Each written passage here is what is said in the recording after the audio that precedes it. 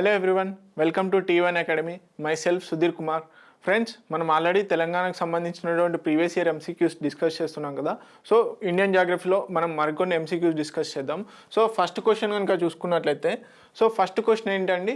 First question వచ్చేసి Bhakra Nangal project ఏ నదిపై కట్టబడింది అని అంటున్నాడు. బాక్రా నంగల్ ప్రాజెక్టు ఏ నదిపై కట్టబడింది అని అంటున్నాడు. సో ఫస్ట్ ఆప్షన్ వచ్చేసి రావి, సెకండ్ ఆప్షన్ వచ్చేసి బియాస్, థర్డ్ ఆప్షన్ వచ్చేసి సట్లేజ్, ఫోర్త్ ఆప్షన్ వచ్చేసి చినాబ్. ఫ్రెండ్స్, ఈ బాక్రా నంగల్ ప్రాజెక్ట్ వచ్చేసి మెయిన్గా హిమాచల్ ప్రదేశ్, పంజాబ్ ఏదైతే బార్డర్ ఉంటుందో ఆ బార్డర్ దగ్గర మెయిన్గా బాక్రా, నంగల్ ఇవి రెండు యాక్చువల్గా డిఫరెంట్ ప్రాజెక్ట్స్ అనమాట. కానీ కలిపి పలుకుతామన్నమాట బాక్రా నంగల్ ప్రాజెక్ట్ అని. బాక్రా వచ్చేసి ఇక్కడ హిమాచల్ ప్రదేశ్ అలాగే పంజాబ్ బార్డర్లో సట్లేజ్ పైన, ఈ సట్లేజ్ రివర్ ఏదైతే ఉందో ఈ సట్లేజ్ రివర్ పైన నిర్మించడం జరిగింది. So third option is the correct answer. ఒకసారి దీని యొక్క పూర్తి వివరాలు కనుక చూసుకున్నట్లయితే, సో ఇక్కడ మనం అబ్జర్వ్ చేస్తే బాక్రా నంగల్ ప్రాజెక్ట్ సంబంధించి ఇది చూడండి, బాక్రా డ్యామ్ ఇక్కడ ఉంటుంది. సో దాని తర్వాత నంగల్ ప్రాజెక్ట్ వస్తుంది. ఇది మెయిన్గా ఏంటి, ఇటంతా పంజాబ్ ప్లస్ హిమాచల్ ప్రదేశ్ బార్డర్లో ఏదైతే ఉందో ఈ బార్డర్ పైన నిర్మించడం జరిగింది. మెయిన్గా ఏంటంటే ఈ బాక్రా డ్యామ్ నిర్మించడం వల్ల, అంటే ఆ రిజర్వాయర్ ఏదైతే ఏర్పడిందో ఆ రిజర్వాయర్ని ఏమంటామండి, గోవింద్ సాగర్ అని అంటాం. ఓకే, గోవింద్ సాగర్. సో ఇది ఇంపార్టెంట్ అనమాట. సో సట్లేజ్ రివర్ పైన నిర్మించడం జరిగింది. మెయిన్గా ఈ బాక్రా ప్రాజెక్ట్ యొక్క మెయిన్ స్పెషాలిటీ ఏంటంటే, దేశంలోనే తెహ్రీ డ్యామ్ ఏదైతే ఉందో, ఎత్తైన dam, tallest dam second tallest dam అనమాట. తెహ్రీ డ్యామ్ తర్వాత తెహ్రీ డ్యామ్ ఏదైతే ఉందో అది 261 మీటర్స్ ఉంటే ఇది వచ్చేసి 225.55 మీటర్స్ ఉందన్నమాట. సో ఇది మెయిన్ ఇంపార్టెంట్ అనమాట. నెక్స్ట్ వచ్చేసి గోవింద్ సాగర్ ఏదైతే రిజర్వాయర్ ఉందో ఈ గోవింద్ సాగర్. బాక్రా తర్వాత నంగల్ వచ్చింది. సో ఈ రెండింటిని కలిపి పలికితే బాక్రా నంగల్ అంటారనమాట. ఓకే, ఈ రెండు కూడా సట్లేజ్ రివర్ పైన నిర్మించడం జరిగింది. ఓకే, నెక్స్ట్ క్వశ్చన్ కనుక చూసుకున్నట్టయితే, నెక్స్ట్ క్వశ్చన్ ఏంటండి, సెకండ్ క్వశ్చన్ వచ్చేసి అత్యల్ప అటవీ విస్తీర్ణం గల రాష్ట్రం ఏది అంటున్నాడు. అంటే విస్తీర్ణ పరంగా అత్యల్పంగా ఏ రాష్ట్రంలో అటవీ విస్తీర్ణం ఉంది అని అంటున్నాడు. సో ఫస్ట్ ఆప్షన్ వచ్చేసి రాజస్థాన్, సెకండ్ ఆప్షన్ వచ్చేసి పంజాబ్, థర్డ్ ఆప్షన్ వచ్చేసి హర్యానా, ఫోర్త్ ఆప్షన్ వచ్చేసి మధ్యప్రదేశ్. ఓకే, సో మెయిన్గా ఏంటి, మనకు ఆల్రెడీ తెలుసు ఇండియన్ స్టేట్ ఫారెస్ట్ రిపోర్ట్ అనేది ప్రతి 2 ఇయర్స్కి ఒకసారి సర్వే చేయడం జరుగుతుంది. సో మెయిన్గా వచ్చేసి మనకి మధ్యప్రదేశ్లో వచ్చేసి హైయెస్ట్ విస్తీర్ణం, అంటే ఎక్కువగా అటవీ విస్తీర్ణం ఉన్నటువంటి రాష్ట్రం ఏది అంటే మధ్యప్రదేశ్. అలాగే అతి తక్కువ అటవీ విస్తీర్ణం ఉన్నటువంటి రాష్ట్రం ఏది అంటే Haryana. Third option is the correct answer. హర్యానాలో అతి తక్కువ అటవీ విస్తీర్ణం ఉంది. సో ఒకసారి ఇవన్నీ స్టాట్స్ అనమాట. ఒకసారి కనుక గమనించినట్లయితే మెయిన్గా హర్యానా ఒకసారి గమనించండి. మనకు హర్యానాలో వచ్చేసి 3.53 మాత్రమే ఉంది. 3.53% మాత్రమే హర్యానాలో మనకు లొకేట్ అయి ఉంది. ఓకే, 1549 స్క్వేర్ కిలోమీటర్స్ ఏదైతే ఉందో 1559 స్క్వేర్ కిలోమీటర్స్ ఏదైతే ఉందో ఆ స్క్వేర్ కిలోమీటర్స్ వరకు మాత్రమే అతి తక్కువ విస్తీర్ణం కలిగి ఉందన్నమాట రాష్ట్రాలతో పోల్చుకున్నప్పుడు. ఓకే, నెక్స్ట్ క్వశ్చన్ కనుక చూసుకున్నట్లయితే స్టేట్మెంట్స్ ఇచ్చాడు. సో స్టేట్మెంట్స్ వచ్చేసి ఫస్ట్ వచ్చేసి అసర్షన్ రీజన్ ఇచ్చాడు. సో అసర్షన్ కనుక చూసుకున్నట్లయితే 2016లో అర్థశాస్త్రంలో డాక్టర్ ఒలివర్ హార్ట్ మరియు డాక్టర్ బెంట్ హోల్ఫ్ స్ట్రోమ్ అను వారికి నోబెల్ బహుమతి ప్రకటించారు అంటున్నాడు.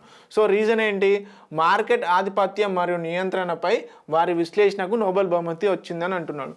సో ఆల్రెడీ మనకి స్టేట్మెంట్స్ తెలుసు, అసర్షన్ రీజన్ రెండు కరెక్ట్ అయితే అసర్షన్ వచ్చేసి రీజన్కి ఏమంటున్నాడు, సరి అని వివరణ అంటున్నాడు. సో సెకండ్ చూస్తే అసర్షన్ వచ్చేసి అసర్షను మరియు రీజన్ రెండు కరెక్ట్, ప్లస్ రీజన్ ఏదైతే ఉందో సరైన వివరణ కాదు అంటున్నాడు. థర్డ్ వచ్చేసి ఏ సరైనది ప్లస్ అలాగే రీజన్ తప్పు అంటున్నాడు. సో ఫోర్త్ వచ్చేసి అసర్షన్ అనేది తప్పు కానీ రీజన్ అనేది కరెక్ట్ అంటున్నాడు. సో వీళ్ళిద్దరికి 2016 అర్థశాస్త్రంలో మెయిన్గా ఎకనామిక్స్లో వీళ్ళకి వచ్చిందనమాట. ఎవరికి, డాక్టర్ ఒలివర్ హార్ట్ మరియు బెంట్ హోల్ఫ్ స్ట్రోమ్ ఎవరైతే ఉన్నారో వీళ్ళిద్దరికి సంయుక్తంగా 2016లో నోబెల్ బహుమతి అనేది రావడం జరిగింది. కాకపోతే రీజన్ ఏదైతే ఉందో ఇది తప్పండి. మెయిన్గా వీళ్ళకి ఎందులో వచ్చింది అంటే, మెయిన్గా వచ్చేసి ఏదైతే అగ్రిమెంట్స్ అంటే కాంట్రాక్ట్స్ ఉంటాయో కాంట్రాక్ట్కి సంబంధించినటువంటి థీరీస్ని డెవలప్ చేయడంలో వీళ్ళకి వచ్చిందనమాట. సో మార్కెట్ ఆధిపత్యం మీద రాలేదు కాబట్టి రీజన్ అనేది తప్పు. సో మనకు రీజన్ తప్పు కాబట్టి third option is the correct answer. Okay, ఈ విధంగా స్టేట్మెంట్స్, అసర్షన్స్, రీజన్స్ చాలా మటుకు అడుగుతున్నాడు. క్వశ్చన్ యొక్క డిఫికల్టీ పెరిగింది కాబట్టి చాలా జాగ్రత్తగా ఆన్సర్ చేయండి. నెక్స్ట్ క్వశ్చన్ కనుక చూసుకున్నట్లయితే, సింధు నది జలాల ఒప్పందం ప్రకారం ఇండస్ వాటర్ ట్రీటీ ఏదైతే ఉందో దాని ప్రకారం భారతదేశానికి ఈ కింది నదులపై పూర్తి హక్కులు అంటున్నాడు, పూర్తి హక్కులు ఇచ్చినారు అంటున్నాడు. సో ఫస్ట్ ఆప్షన్ వచ్చేసి చినాబ్, అంటే A Chenab, B Ravi, C Beas, D Sindhu, E Sutlej, F Jhelum. So ఈ కింది కోడ్ ద్వారా పైన సరైన జవాబుని ఎంచుకోను అంటున్నాడు. ఓకే, ఫస్ట్ ఆప్షన్ వచ్చేసి ఏ, బి మరియు సి మాత్రమే, సెకండ్ వచ్చేసి ఏ, సి మరియు డి మాత్రమే, థర్డ్ వచ్చేసి బి, సి మరియు ఈ మాత్రమే అంటున్నాడు, ఫోర్త్ వచ్చేసి ఏ, బి మరియు ఎఫ్ అంటున్నాడు. సో ఇండస్ వాటర్ ట్రీటీ ఏదైతే ఉందో, అంటే భారత్ పాకిస్తాన్ మధ్యలో ఉన్నటువంటి ఈ ఇండస్ ఏదైతే ఉందో దాని యొక్క ఇండస్తో పాటు, అంటే సింధు నదితో పాటు దాని 5 మెయిన్ ఉపనదులు భారత్ గుండా ప్రవహిస్తాయి అన్నమాట. సో దానికి సంబంధించిన ఒప్పందము 1960లో వరల్డ్ బ్యాంక్ ద్వారా చేయడం జరిగింది. అంటే వరల్డ్ బ్యాంక్ మధ్యవర్తిత్వం చేసింది. దాని ప్రకారంగా అప్పటి జవహర్లాల్ నెహ్రూ గారు ప్రధానమంత్రి ఉన్నటువంటి భారత ప్రధాని, అలాగే పాకిస్తాన్ ప్రెసిడెంట్ అయూబ్ ఖాన్ ఆధ్వర్యంలో 1960లో ఈ ఇండస్ వాటర్ ట్రీటీ అనేది చేయడం జరిగింది. సో దీంట్లో భాగంగా మెయిన్గా నదులను, ఇండస్కి సంబంధించిన నదులను east reverse plus west reverse అని విభజించడం జరిగింది అనమాట. సో ఏదైతే తూర్పు రివర్స్ ఏవైతే ఉన్నాయో అవి పూర్తిగా భారతదేశానికి, అంటే వాటిపైన డ్యామ్స్ కానీ ఆ వాటర్ని పూర్తిగా ఉపయోగించుకునే సర్వ హక్కులు కూడా ఇండియాకి, అంటే భారతదేశానికి ఇవ్వడం జరిగింది. వెస్ట్ ఫ్లోయింగ్ రివర్స్ పైన మాత్రం రిస్ట్రిక్షన్స్ పెట్టారన్నమాట. మినిమం ఫ్లో రివర్ అని, మినిమం ఫ్లోయింగ్ అని చెప్పేసి, మినిమం రన్ ఆఫ్ అని చెప్పేసి కొన్ని రిస్ట్రిక్షన్స్ పెట్టి వాటి వరకు మాత్రమే ఉపయోగించుకొని మిగతా జలాలన్నింటినీ కూడా పాకిస్తాన్కి ఇవ్వాలి అని చెప్పేసి ఆ అగ్రిమెంట్లో ఉంది అన్నమాట. సో దీంట్లో భాగంగా పూర్తి హక్కులు ఏ రివర్ పైన ఉన్నాయి అంటే, ఒకటి రావి ప్లస్ అలాగే బియాస్, సట్లెజ్. ఓకే, ఈ 3 నదులపైన భారత్కి పూర్తి హక్కులు ఉన్నాయి. కానీ చినాబ్, సింధు, జీలం ఏదైతే ఉందో ఈ 3 రివర్స్ పైన కొంతవరకు రన్ ఆఫ్ అనేది మెయింటైన్ చేయాలి, తర్వాత అంతకు మించి కూడా ఉండకూడదు అని చెప్పేసి కొంత రిస్ట్రిక్షన్స్ అనేటివి పెట్టారు.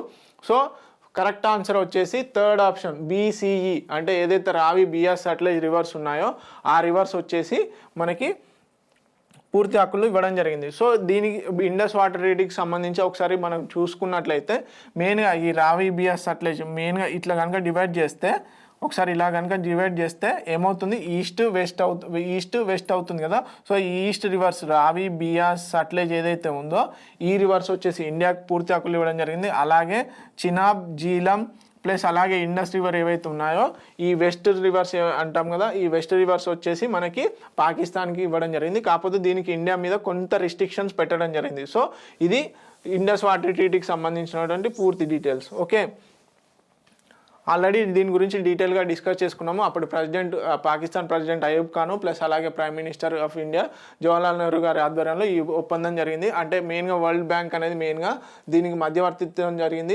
సెప్టెంబర్ 19th, 1960లో ఈ ఒప్పందం అనేది చేయడం జరిగింది. Okay, eastern flowers rivers, west flowing rivers అని చెప్పేసి ఈస్టర్న్ రివర్స్, వెస్టర్న్ రివర్స్ అని డివైడ్ చేయడం జరిగింది కదా. దాని ప్రకారంగా పాకిస్తాన్కి వచ్చేసి ఇండస్, చినాబ్, జిలాబ్, అలాగే ఇండియాకి వచ్చి రావి, బియాస్, సట్లెజ్ పైన హక్కులు ఇవ్వడం జరిగింది. ఓకే, నెక్స్ట్ క్వశ్చన్ ఏంటి, నెక్స్ట్ క్వశ్చన్ వచ్చేసి NPT, non nuclear proliferation treaty ఏదైతే ఉందో అది ఎన్పిటి ప్లస్ అలాగే CTBT comprehensive nuclear test ban treaty ఏదైతే ఉందో వాళ్ళకి సంబంధించిన అంశాలను గమనించము అంటున్నాడు. అంటే వాటికి సంబంధించి ఏదైతే నాన్ న్యూక్లియర్ ప్రొలిఫరేషన్ ట్రీటీ అలాగే కాంప్రహెన్సివ్ టెస్ట్ బ్యాన్ ట్రీటీస్ ఉన్నాయి కదా, దానికి సంబంధించినటువంటి స్టేట్మెంట్స్ ఇచ్చాడు. ఏ స్టేట్మెంట్ వచ్చేసి భారతదేశము ఎన్పిటి ప్లస్ అలాగే సిటిబిటిపై సంతకం చేయలేదు, ఆమోదించను లేదు. ఓకే, బి ఆప్షన్ వచ్చేసి భారతదేశం ఎన్పిటిపై సంతకం చేసింది కానీ సిటిబిటిపై చేయలేదు మరియు రెండింటిని ఆమోదించలేదు అంటున్నాడు. సో పైన ఇవ్వబడిన అంశాల్లో ఏది సరైనది అని అంటున్నాడు. ఓకే, ఏది సరైనవి అని అడుగుతున్నాడు.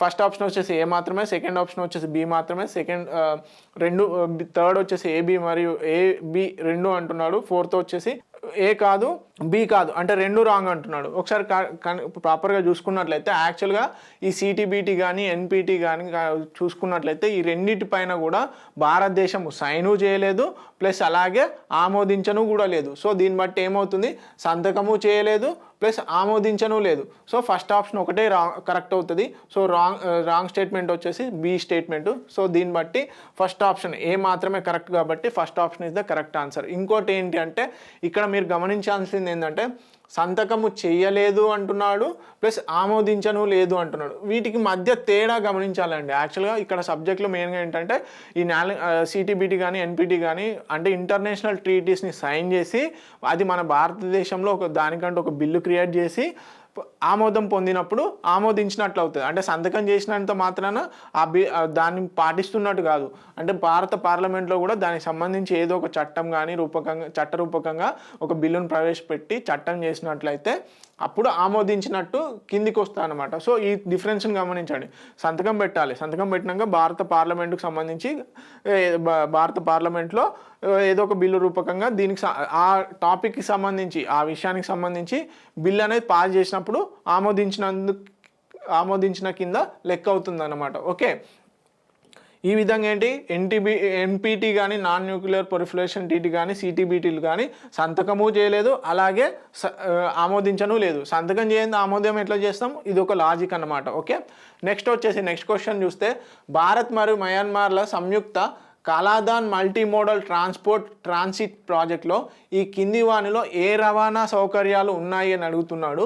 ఓకే, ఏ వచ్చేసి రోడ్డు, బి వచ్చేసి రైల్వే, సి వచ్చేసి నౌకాయానము, డి వచ్చేసి అంతర్గత నీటి రవాణా.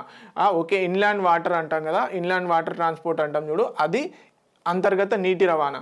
సో ఈ క్రింది రోడ్ల ద్వారా సరైన జవాబును ఎంచుకోను అంటున్నాడు. అంటే ఈ ఏవైతే ఇచ్చాడో ఏబిసిడిలో దాన్ని బట్టి అంటే ఈ కలాదాన్ మల్టీమోడల్ ట్రాన్సిట్ కారిడార్లో భాగంగా ఏ వాటిని ఉపయోగిస్తున్నాం అంటున్నాడు. సో ఫస్ట్ వచ్చేసి ఏబిసి మాత్రమే, సెకండ్ వచ్చేసి ఏసిడి మాత్రమే, థర్డ్ ఆప్షన్ వచ్చేసి బీసీ మాత్రమే, ఫోర్త్ వచ్చేసి ఏబిసిడి అన్నీ అంటున్నాడు.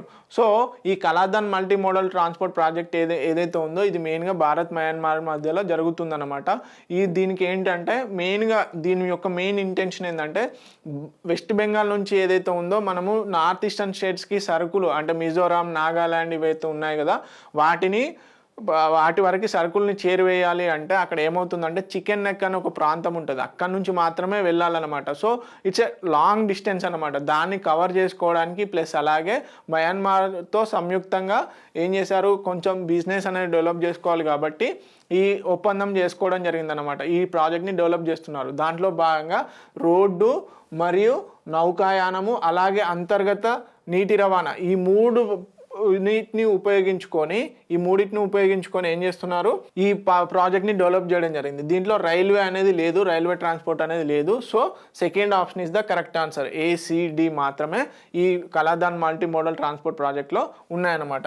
సో ఈ మల్టీమోడల్ ప్రాజెక్ట్ మెయిన్గా ఏంటి, ఒకసారి కనుక గమనించినట్లయితే shipping, inland water and road transport ఏదైతే ఉందో దీని ద్వారా డిఫరెంట్ అంటే ఇండియా నుంచి మయన్మార్ నుంచి అలాగే ఈ మిజోరాం ఏదైతే ఉందో ఈ ప్రాంతానికి ఇక్కడ ఇది చికెన్ నెక్ అంటాము దీన్ని, అంటే ఈ నార్త్ ఈస్టర్న్ స్టేట్స్కి కట్ అయ్యే విధంగా. సో మెయిన్గా ఏంటంటే ఈ ప్రాజెక్ట్లో కోల్కతా ఏదైతే వెస్ట్ బెంగాల్ ఉందో అక్కడ నుంచి మొదలుకొని ఈ సిట్వీ పోర్ట్ వరకు నౌకాయానం చేస్తారు. దాని తర్వాత కలాదాన్ రివర్ ఉంటుంది ఇక్కడ నుంచి ఇక్కడికి.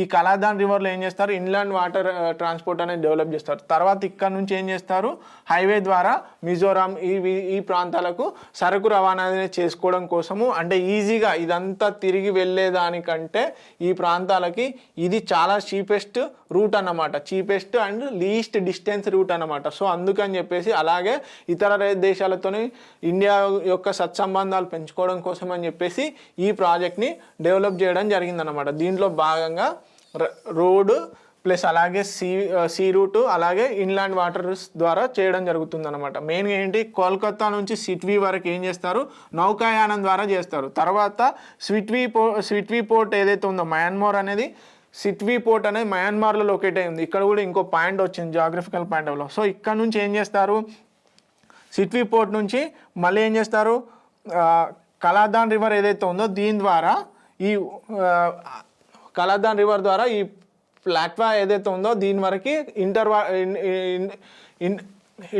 ఇంటర్ వాటర్ ఏదైతే ఉందో దాని ద్వారా ట్రాన్స్పోర్ట్ చేయడం జరుగుతుంది అనమాట. సో ఈ విధంగా మిజోరాం వరకు ఈ వాటర్ ట్రాన్స్పోర్ట్ అనేది డెవలప్ చేయడం జరిగింది. ఓకే, నెక్స్ట్ కనుక చూసుకున్నట్లయితే ప్రవరా అనున్నది ప్రవర అనున్నది ఈ కింది నది యొక్క ఉపనది అంటున్నాడు. ప్రవర రివర్ దేనికి ఉపనది అంటున్నాడు. సో ఫస్ట్ ఆప్షన్ వచ్చేసి గోదావరి, సెకండ్ ఆప్షన్ వచ్చేసి కృష్ణ, థర్డ్ ఆప్షన్ వచ్చేసి కావేరి, ఫోర్త్ ఆప్షన్ వచ్చేసి తపతి. ఫ్రెండ్స్ మనందరికీ తెలుసు ఆల్రెడీ గోదావరి రివర్ యొక్క ఉపనదులు, దాని యొక్క పరివాహక ప్రాంతము ఏ స్టేట్స్ నుంచి ప్రవహిస్తుంది, ప్లస్ అలాగే దాని డిస్టెన్స్ ఎంత అనేది క్లియర్గా మనం తెలంగాణ జాగ్రఫీకి సంబంధించినటువంటి ఎంసీక్యూస్లో డిస్కస్ చేసాం. సో ఈ గోదావరి రివర్కి సంబంధించి కానీ కృష్ణా రివర్కి సంబంధించి కానీ పూర్తి డీటెయిల్స్ కావాలంటే ఆ వీడియోస్ కంపల్సరీగా చూడండి, ఎందుకంటే స్కిప్ చేయకండి. సో ఇప్పుడు టైం బియింగ్లో అదంతా ఇక్కడ ఎక్స్ప్లెయిన్ చేయడం కుదరదు కాబట్టి గోదావరి యొక్క ఉపనదియే ఈ ప్రవర. ఓకే, ప్రవర వచ్చేసి గోదావరి నదికి ఉపనది అన్నమాట.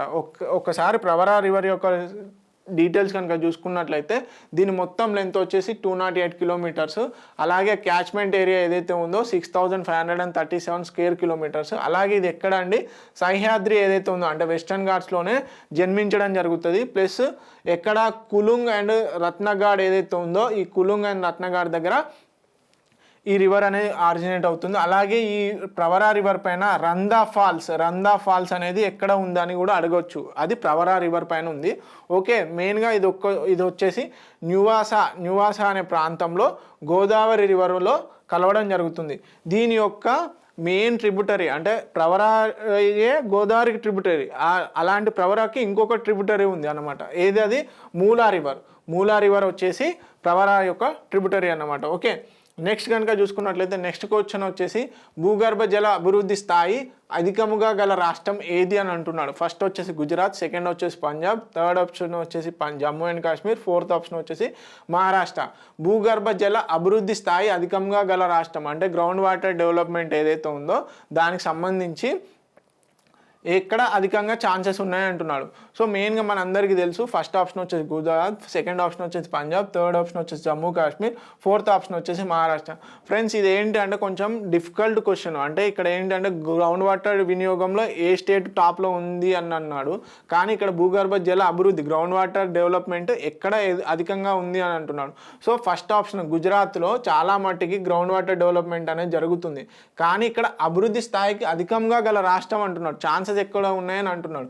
సో దాని ప్రకారంగా కూడా చూసినా అని గుజరాత్లో ఇప్పటివరకు చాలా మటుకు గ్రౌండ్ వాటర్ అనేది డెవలప్మెంట్ జరుగుతుంది. దానికి సంబంధించిన స్కీమ్స్ కానీ అలాగే అక్కడ ఏమంటారు ఇంకుడు గుంతల ప్రోగ్రామ్స్ కానీ అవన్నీ చాలా మటుకు ఎక్కువగా జరుగుతున్నాయి. So first option is the correct answer.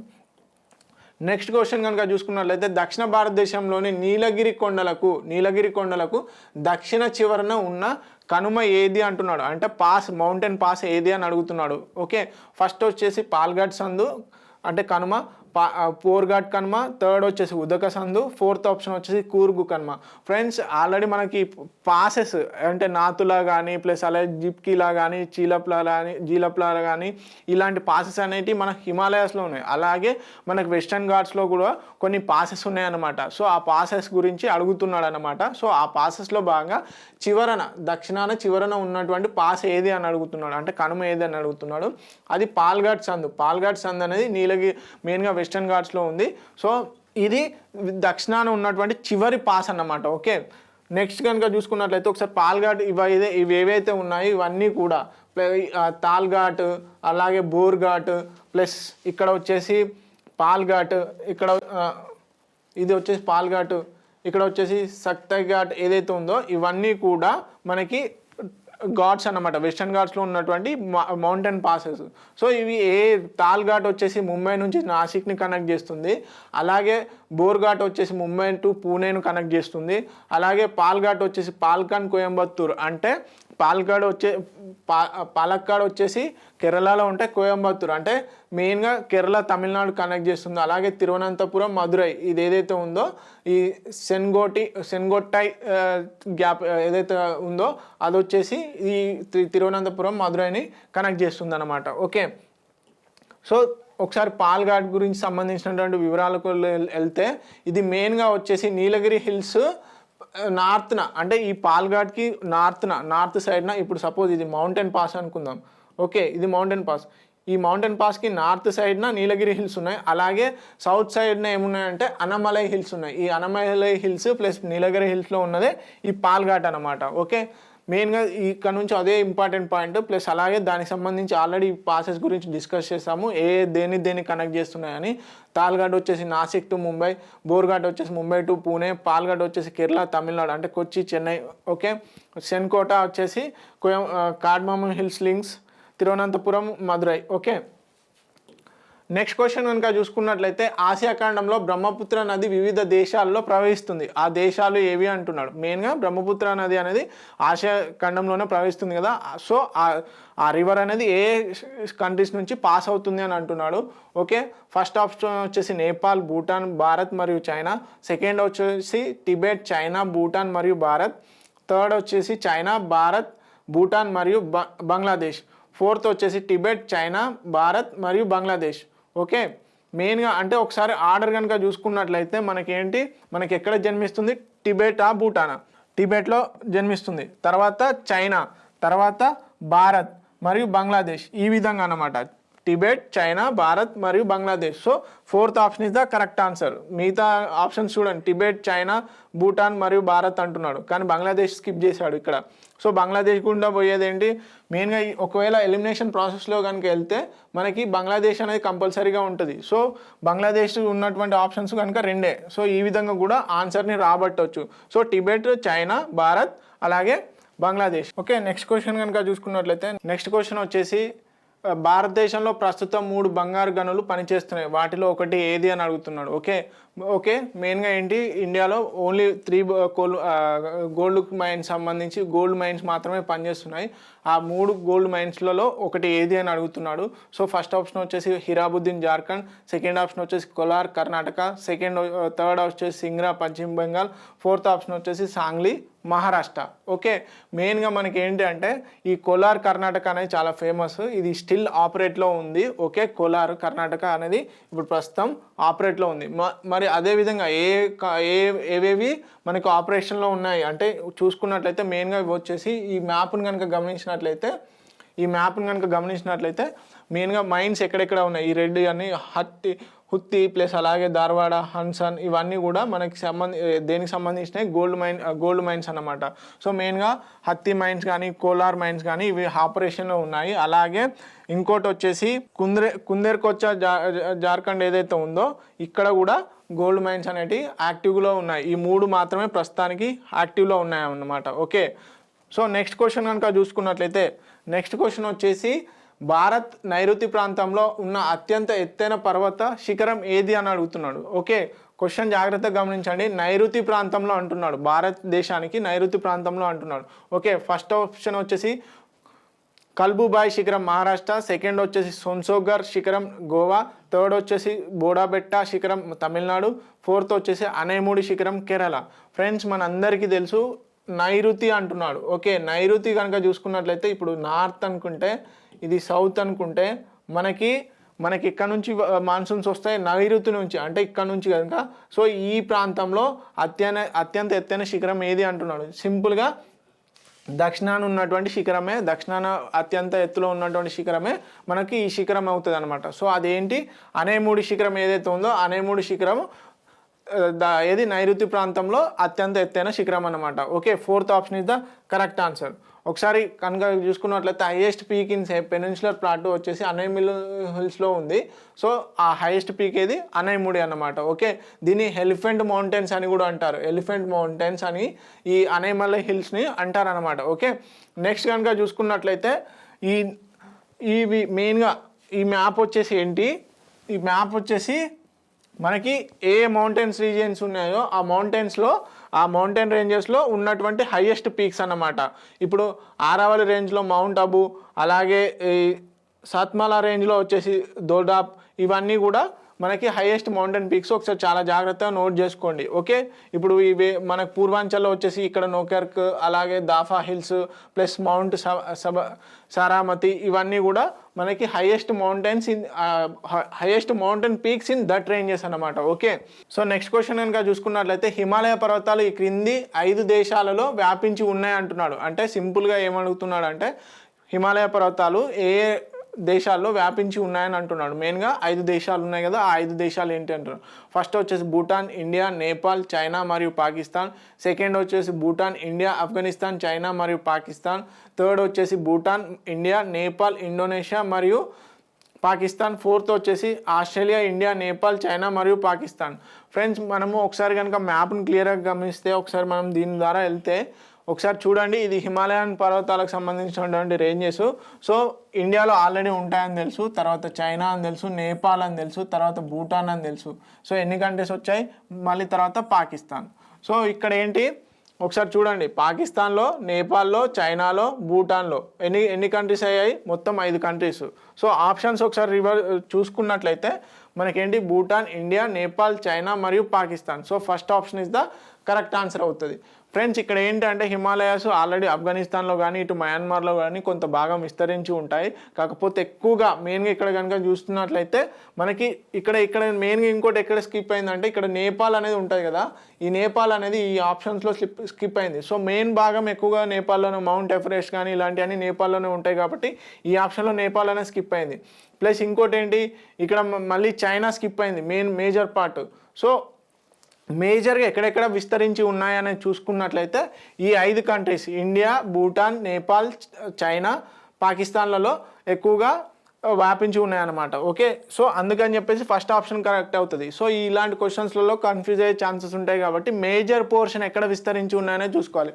Simple, ఇక్కడ నేపాల్ అనేది స్కిప్ అయింది, ఇక్కడ చైనా అనేది స్కిప్ అయింది. సో ఈ విధంగా అన్నమాట. ఓకే, నెక్స్ట్ క్వశ్చన్ కనుక చూసుకున్నట్లయితే, కారంకోరం నల్లటి పర్వతాలు ఈ కింది వాటిలో భాగం అంటున్నాడు. ఓకే, అంటే కారంకోరం రేంజెస్ ఈ కింది వాటిలో దేంట్లో భాగం అని అంటున్నాడు. ఫస్ట్ ఆప్షన్ వచ్చేసి హిమాలయాలు, సెకండ్ ఆప్షన్ వచ్చేసి వింధ్య మరియు సాత్పురా పర్వత శ్రేణులు, థర్డ్ ఆప్షన్ వచ్చేసి నీలగిరి, ఫోర్త్ ఆప్షన్ వచ్చేసి భారత్ మరియు పాకిస్తాన్ మధ్య శ్రేణులు అంటున్నాడు. ఓకే, కారంకోరం అనేది ఒకసారి ఆప్షన్ కనుక ఒకసారి కరెక్ట్గా క్వశ్చన్ కనుక రీడ్ చేస్తే, కారంకోరం అనేది ఈ కింది వాటిలో భాగం అంటున్నాడు. మెయిన్గా ఏంటి అంటే, హిమాలయాలు అనుకున్నాం అనుకోండి, హిమాలయాల్లో వచ్చేసి already Karakoram, Ladakh range, Zanskar range ఇలా అన్నీ ఉంటాయి. సో ఇక్కడ ఎట్లా అంటే 2 పాయింట్స్ దగ్గర కన్ఫ్యూజ్ అవుతారు, భారత్ మరియు పాకిస్తాన్ శ్రేణులు అలాగే హిమాలయాలు.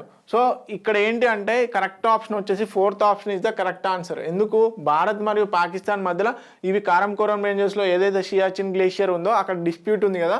సో దాన్ని బట్టి ఇది భారత్ మరియు పాకిస్తాన్ అలాగే చైనాలో ఉన్నటువంటి ఈ బార్డర్ డిస్ప్యూట్స్ పరంగా చూసుకున్నట్లయితే భారత్ మరియు పాకిస్తాన్ మధ్యలో ఉన్నటువంటి పర్వత శ్రేణులు అన్నమాట. Okay, so fourth option is the correct answer అవుతుంది. హిమాలయాల్లో చాలా మటుకి గ్రేటర్ హిమాలయాస్ అని ఇలా అన్ని సెగ్రిగేట్ ఉన్నాయి. ఓకే, దాని ప్రకారంగా కాకుండా ఈ విధంగా చూసుకుంటే fourth option is the correct answer.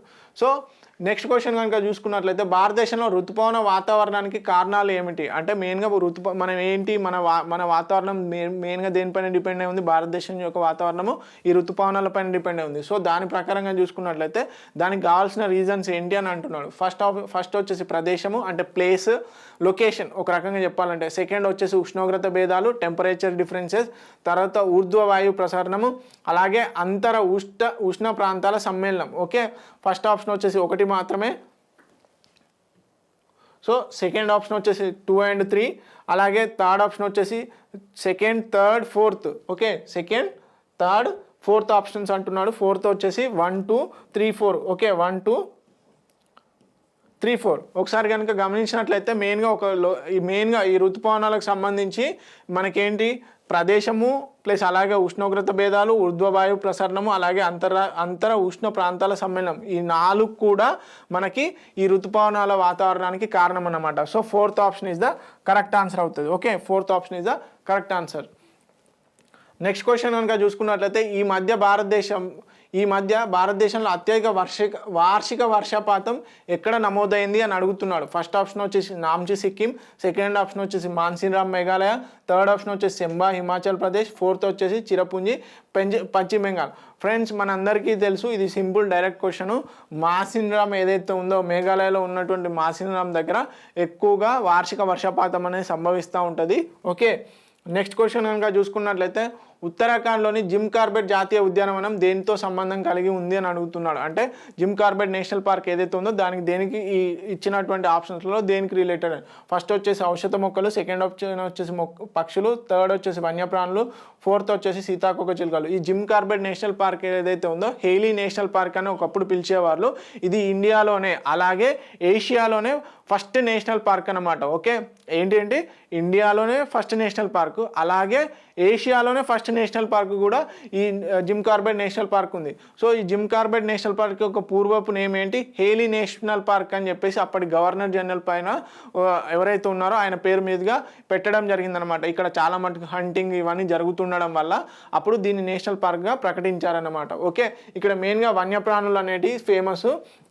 Okay, Asiatic elephant కానీ, టైగర్స్ కానీ, అలాగే చాలా మటుకి లెపర్డ్స్ కానీ, స్నో లెపర్డ్స్ కానీ చాలా మటుకు ఈ ప్రాంతంలో లొకేట్ అయి ఉంటాయి. సో వన్యప్రాణులకు చాలా ఫేమస్ అన్నమాట. మెయిన్గా ఎక్కువగా ఎందుకంటే దీన్ని నేషనల్ పార్క్ చేయడానికి గల కారణం ఏంటంటే బ్రిటిష్ రూలింగ్ టైంలో ఇక్కడ ఎక్కువగా హంటింగ్ అనేది జరిగేది అనమాట వేసవి విడుదల కాలంలో. ఓకే, అందుకని చెప్పేసి దీన్ని నేషనల్ పార్క్గా ప్రకటించడం జరిగింది. ఎప్పుడు 1936లోనే 8 ఆగస్ట్ 1936లోనే దీన్ని నేషనల్ పార్క్గా ప్రకటించడం జరిగింది. అప్పటి governor of the United province ఎవరైతే ఉన్నారో సర్ మెక్లమ్ హెయిలీ పేరు మీదుగా హెయిలీ నేషనల్ పార్క్ అని పేరు పెట్టడం జరిగింది. తర్వాత 1955-56లో దీని నేమ్ కూడా చేంజ్ చేయడం జరిగింది. ఏమని?